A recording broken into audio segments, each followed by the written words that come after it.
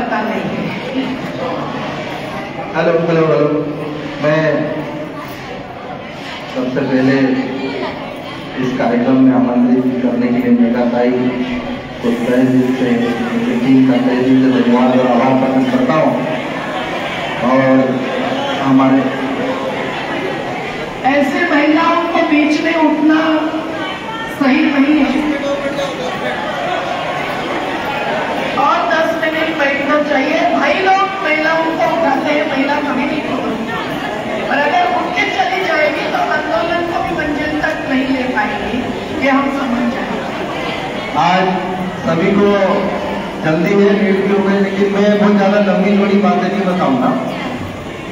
हमारे वीर मेघा ताई जी, जिसके बारे में आप सब जानते हैं, मेरे ख्याल से हिंदुस्तान, देश और दुनिया का सबसे बड़ा आंदोलन नर्मदा बचाओ आंदोलन का नेतृत्व करने वाली हमारी मेघा ताई जी, जिन्होंने अपना पूरा जीवन मां नर्मदा को, गरीबों को, आदिवासियों की सेवा, उनके अधिकारों की लड़ाई लड़ते लड़ते उन्होंने अपना पूरा जीवन दिया है, समय दिया है।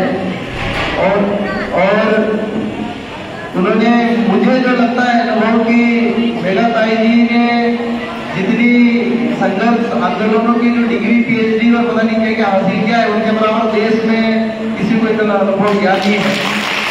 आप लोगों को सबसे बड़ी बात है, खासकर महिलाओं को जितना नेतृत्व की, लीडरों की जो प्रैक्टिस करी है, बोलना सिखाया आप लोगों को, उनके बराबर इतनी लंबी चौड़ी, इतना लंबे समय तक ट्रेनिंग वाली इस देश में कोई महिला नहीं है। मैं डॉक्टर हूँ पैसे से, आप जानते हैं। दूसरी बार आप लोगों के आशीर्वाद से, हमारे धार, ढाबा, बड़वानी सभी आप लोग प्रत्यक्ष अप्रत्यक्ष आप लोगों के आशीर्वाद से दूसरी बार विधानसभा पहुंच गया।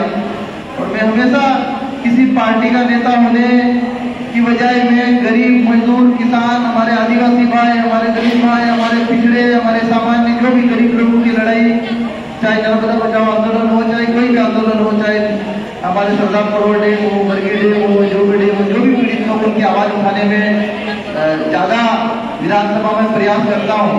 और मैं मोटा मोटा आप लोगों को एक चीज बताना चाहता हूँ। देखो, सभी वक्ताओं ने बहुत, हमारे भी हमारे विधायक साथी, हमारे भाई राजेंद्र मंडल जी, हमारे डॉक्टर सुनीलम जी, हमारे अवधेश जी और हमारे समस्त हमारे मंच पर उपस्थित साथीगण उपस्थित है। मुझे जो आप लोगों ने कई प्रकार की समस्याएं गिनाई, जिसमें पलायन, पुनर्वास का एक गंभीर मुद्दा, पलायन का एक गंभीर मुद्दा, बेरोजगारी एक गंभीर मुद्दा, सेंचुरी की एक बड़ी समस्या है, जल जंगल जमीन वन अधिकार पट्टों की, ग्राम सभा की, 5वीं अनुसूची की और शराब की, बहुत सारी समस्याएं गिनाई। देखिए, मैं डॉक्टर हूँ, इसलिए डॉक्टरी भाषा में समझाना चाहता हूँ। क्या है, जैसे हम लोग, अगर हमको कोई बीमारी हो जाती है तो समस्या को भी बीमारी की तरह देखता हूँ। उदाहरण के तौर पे, अगर हमको कोई बीमारी हो जाती है तो बीमारी हो जाती है तो किसी डॉक्टर के पास इलाज कराने जाते हैं, और जब इलाज कराते कराते 8 दिन, 15 दिन, 1 महीना, 6 महीना, साल भर हो जाता है, तब तो कोई बर्दाश्त नहीं करता है। पर 1-2 महीने में डॉक्टर हम लोग बदल लेते हैं। हमको लगता है कि दवाई सब खा रहे हैं, जैसा डॉक्टर बोल रहा है वैसा कर रहे हैं, लेकिन हमारी बीमारी क्यों नहीं ठीक हो रही, ये मन में सवाल आता है। कई बार वो डॉक्टर कितना भरोसा दिलाए, लेकिन सब्र की भी एक, मतलब सब्र की एक समय सीमा होती है। जब कोई बीमारी ठीक नहीं होती है तो हम लोग, सवाल हमारे मन में सबसे पहले खड़ा किस पे होता है? किस पे होता है बताओ? डॉक्टर के ऊपर। लेकिन आप लोग को पता है कि आप लोग जब मन में सवाल खड़ा होता है कि डॉक्टर के कारण हमारी बीमारी नहीं ठीक हो रही, तो हमको क्या करना चाहिए? डॉक्टर बदल लेना चाहिए। भले कोई ज्ञानचंद हमारा सलाहकार सलाह दे नहीं दे, लेकिन डॉक्टर बदल लेना चाहिए। लेकिन हम लोगों ने यही गलती करी कि पिछले 20 सालों से, पिछले 35 सालों से संघर्ष कर रहे हैं, आंदोलन कर रहे हैं, धरना कर रहे हैं। अभी 2009 से कोर्ट में केस चल रहे हैं, GRA बनाया कोर्ट में, GRA के लिए जो जज बनाए थे वो हटा लिए, अभी प्राधिकरण के लिए जो अधिकारी बनाए थे वो हटा लिए। सरकार ये मानने के लिए तैयार नहीं है कि ये डूबे भी है, डुबाया गया है। हमको तो 100 कागजों में 100% ये दिखा दिया गया कि किसी को कोई समस्या नहीं।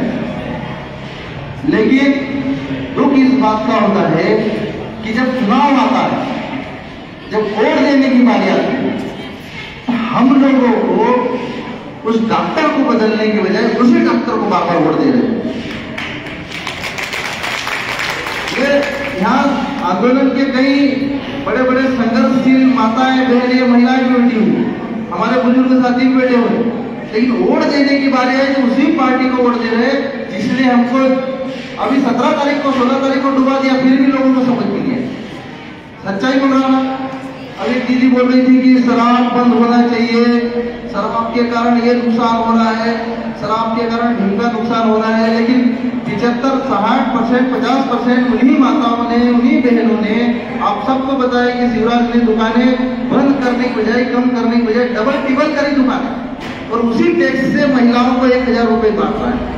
उधर खुश भी कर रहा है शिवराज, 1000 खाते में डाल के खुश भी कर रहा है, और हम इधर से बोल रहे हैं कि शराब से हमारा घर नहीं चल रहा, शराब से, तो वही पैसे दे रहा है जो टैक्स ले रहा है शिवराज। उसी शराब का पैसा टैक्स के माध्यम से आप लोगों के खाते में डाल रहा है, और उसी 1000 उसी आपके शराब के पैसे से उसने आपके खाते में डाल दिए, और उसी पैसे का लालच देके वोट में डलवा लिया, और वही सत्ता में। सच्चाई। दूसरी, देखिए हम लोग कोर्ट में लड़ रहे हैं, सुप्रीम कोर्ट में गए हैं, और मेघाताई से इतना संघर्ष किया इन्होंने, कोर्टों के दरवाजे खटखटाए, के बराबर मेरे ख्याल से और किसी ने नहीं किया। लेकिन एक चीज जो इस लोकतंत्र में, इस संवैधानिक व्यवस्था में जो मुझे समझ में आती है कि इस लोकतंत्र में जो सबसे बड़ी अदालत होती है वो जनता की अदालत होती है, और जनता अगर ठान ले, जनता से बड़ी कोई जज नहीं है, जनता अगर ठान ले तो 5 साल में इनको हटाने का भी दम रखती है। लेकिन वही जनता अगर ये इनके लालच में, 1000 रुपए के चक्कर में, इनकी चिकनी चुपड़ी भाषणों में फंसेगी तो कभी जीवन में अपनी समस्या का समाधान नहीं होगा। बाबा साहब अम्बेडकर ने आपको इस वोट में इतनी ताकत दी कि आप जज से कई गुना पावर है, लेकिन इसका इस्तेमाल आप कर ना रहे। बात बता लीजिए, ईमानदारी से बताओ, आप आंदोलन कर रहे हैं लेकिन 100% आपने वोट बदलने के लिए, सरकार बदलने के लिए वोट नहीं दिया। एक और चीज, हमारे वैज्ञानिक जी आए हुए हैं, ईवीएम के बारे में बहुत सारी आप लोगों को बातें बताई। मैं डॉक्टर हूँ, पढ़ा लिखा हूँ, तो मैं भी अपना ज्ञान लगाता हूँ। ईवीएम में छेड़छाड़ हो सकती है, लेकिन कितना परसेंट मैं बता रहा हूँ, 99.9, मतलब 99%, 1% की गुंजाइश को 0.1%। बाकी उससे पहले की जो गलतियां हम लोग कर रहे हैं वो हम लोग नहीं देख रहे। हम लोग से क्या गलतियां हो रही, तो हम तो पहले लालच में आके उधर बदल रहे हैं। दादा सही बोल रहा हूं ना। अभी वोट किसके आधार पर दिया जा रहा है? या मुद्दों की कोई बात आप बताओ, प्रधानमंत्री मोदी हो चाहे शिवराज हो, एक शब्द भी इन्होंने पूरे चुनाव भाषण में बोला कि नर्मदा बचाओ आंदोलन के जो मांगे हैं उनको पूरी करूंगा, बेरोजगार युवाओं को रोजगार दूंगा, या अच्छी शिक्षा दूंगा, अच्छा स्वास्थ्य दूंगा, खाने की व्यवस्था करूंगा, तुम्हारे रहने के लिए कोई अच्छी व्यवस्था करूंगा। ऐसी बात करी गई इन्होंने पूरे चुनाव में? एक भी बात नहीं करी, लेकिन फिर भी जनता ने उसको मोड़ दिया। क्यों? सिर्फ धर्म के नाम। यहाँ पे सब राम को मानते हैं, सब कृष्ण को मानते हैं, इस क्षेत्र में रहते हैं, लेकिन आप मुद्दों से, अधिकारों से, इस व्यवस्था से आप धीरे धीरे हटते जा रहे हैं। इसमें गलती मैं तो बोल रहा हूँ जनता की गलती, इधर उधर दूसरों को क्यों देते मशीन को? भाई हम थोड़ी सी लालच में वोट, घर से वोट देने जाते, मशीन तक वही बीच में बदल जाते आते लोग। 500-500 रुपए के नोट डाल दो, 1000-1000 के नोट डालो, और डाल रहे हैं, हो रहा है ये सब सिस्टम। तो एक चीज तो ये है। दूसरी, जो पलायन, बड़वानी जिले में पलायन एक गंभीर मुद्दा है, और इसमें बड़वानी जिले के पूरे बुद्धिजीवियों को, आदिवासी समाज के नेताओं को, सामान्य वर्ग के नेताओं को, पिछड़े नेताओं को, और भी जो दूसरी जाति के नेता है उनको चिंतन मंथन करना चाहिए, क्योंकि एक दिन में 50 से 100 बसें यहाँ के आदिवासियों को पलायन करके गुजरात ले जा रही है।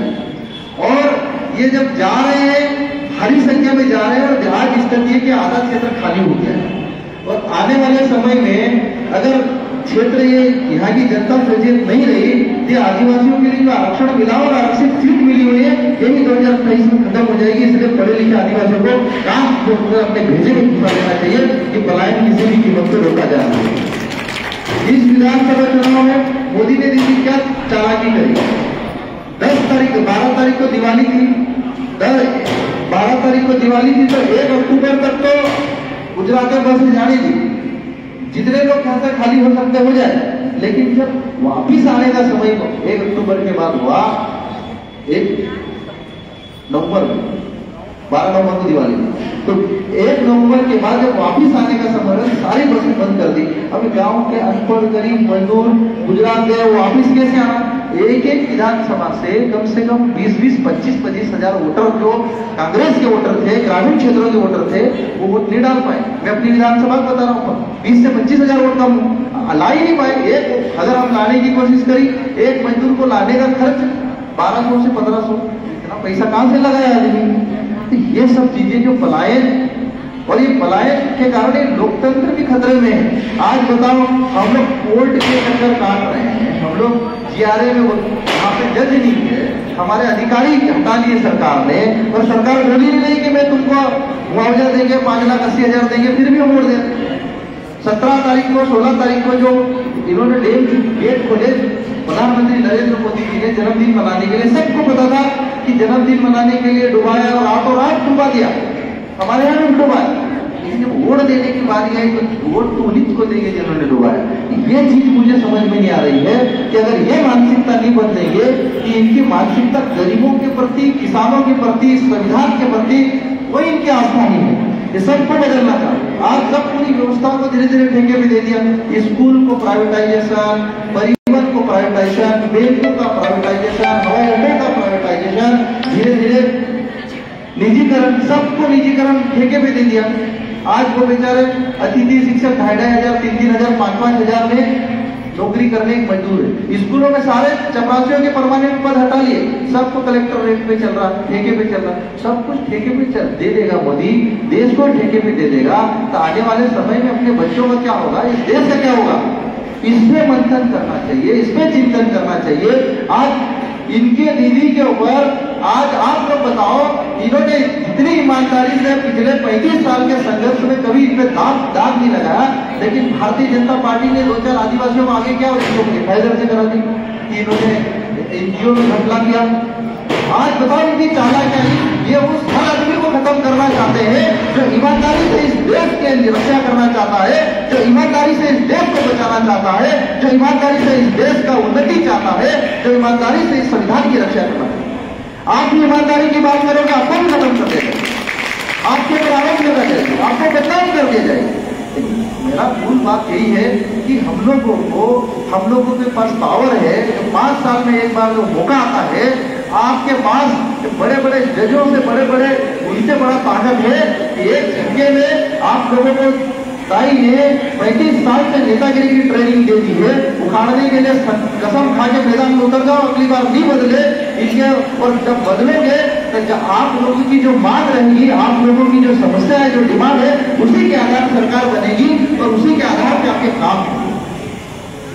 लेकिन ये तो सुनने के लिए तैयार है, मानने के लिए तैयार है। तो मूल बात यही है कि हम लोग अपने लोकतंत्र में अपने वोट का महत्व समझें, हम अपनी ताकत को समझें। और आप लोगों को बता दूं आदरणीय ताई, मैंने विधानसभा में नर्मदा बचाओ आंदोलन से संबंधित बहुत सारे प्रश्न लगाए हैं, मैं आप लोगों को डिटेल उनके उत्तर भी भेजूंगा। सरकार ने जवाब तो दिए हैं, अब मैं तो उतनी गहराई में जानता नहीं था क्या जवाब, वेरीफाई करने के लिए बहुत सारे लोगों पास भेजता हूँ। अब उनके जवाब ही दोबारा नहीं आती, पर वो 10-20 जो प्रश्न आए हैं आपको दूंगा।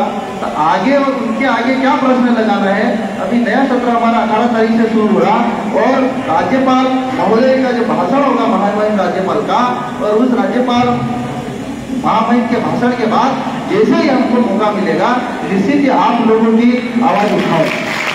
मानगढ़ समाज, हमारे मछुआरा समाज, हमारे धनगर समाज, आप लोगों की लड़ाई विधानसभा में मैंने दूसरी बार लड़ी थी। जो नायक समाज हो, बंजारा समाज हो, कुम्हार समाज, इनके लिए कुम्हारों के लिए जमीन कोई मिट्टी ईंट बनाने के लिए आर्थिक जमीन होती थी, खत्म कर दी।